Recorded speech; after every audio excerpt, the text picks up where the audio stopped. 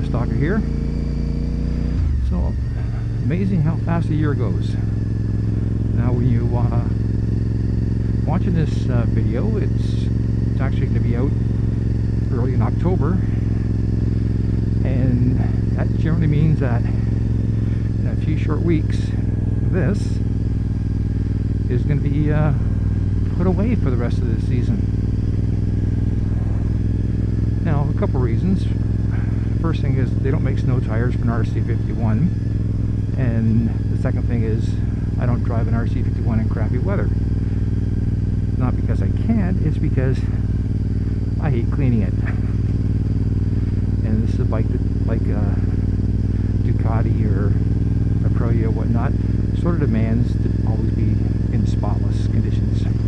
So now, for the regular viewers, if you're worried about content, don't, because for every video I have published so far this season, I have done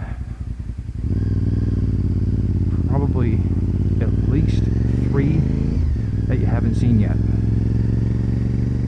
And the reason I've been doing so many is that I knew going into this that we have about 5 to 6 months of non-riding weather coming up.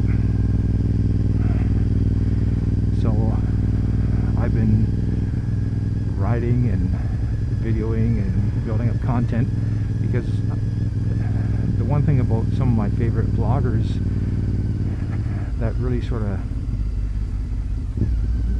not so much annoys me but just makes me kind of sad is that a lot of these folks don't have a lot of content, you know, November, December, January, so forth, simply because they're not riding. And I just didn't want to do that, so I've just made certain I have a lot of content. Now, I'm not necessarily meaning I won't necessarily be riding after the middle of October. If we have a beautiful day out and the roads are dry, I might come out for a blast or two, but there's just no guarantee. Last year I lucked out. We had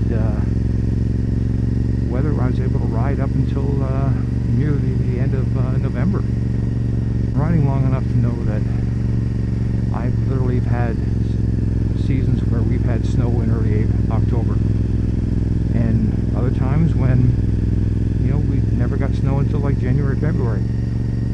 There was one time I actually went and visited some relatives on Christmas Day on a motorcycle because the roads were so good. But that's the rarity. That's not what you see a lot of. So just to let you know that, you know, I've looked at the long term here. I wanted to make certain that folks know that there is content coming. It's going to be consistent. You know, you're looking at least 2 videos a week, and right now I believe I'm covered up until I believe it's the end of March. I still got a bunch of stuff to edit and whatnot, so my plan is actually to have content that goes up to the 1st of May, because our riding season doesn't actually start until approximately that time. So I want to make certain that you know, if it's a late spring, I still have content available for you guys. Now, the other reason the bike's going away a little bit early, you know, compared to what some other people might be doing, is I'm planning on making some changes. Now, nothing radical. A couple things that just need to be improved on. So this will be a slow climb here. Okay, the first thing I'm doing is my motorcycle, my tail section has LED lights in it, and they are what I'm going to call a very early generation. When they first came out, hey, they were great, but unfortunately they're really dim compared to the stuff you can buy nowadays.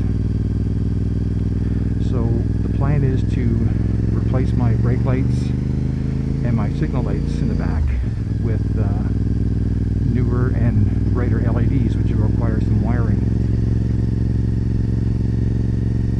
Now the front turn signals are actually a newer generation, so they're actually fine. They're nice and bright. I'm just more concerned about people coming up and hitting me from behind, or not seeing me turning and hitting me. The other thing I'm planning on doing is I'm going to install a brake light flasher on the bike. So when I hit the brake, it's going to make my rear brake light flash to let to draw people's attention to the fact that the bike's going to be stopping.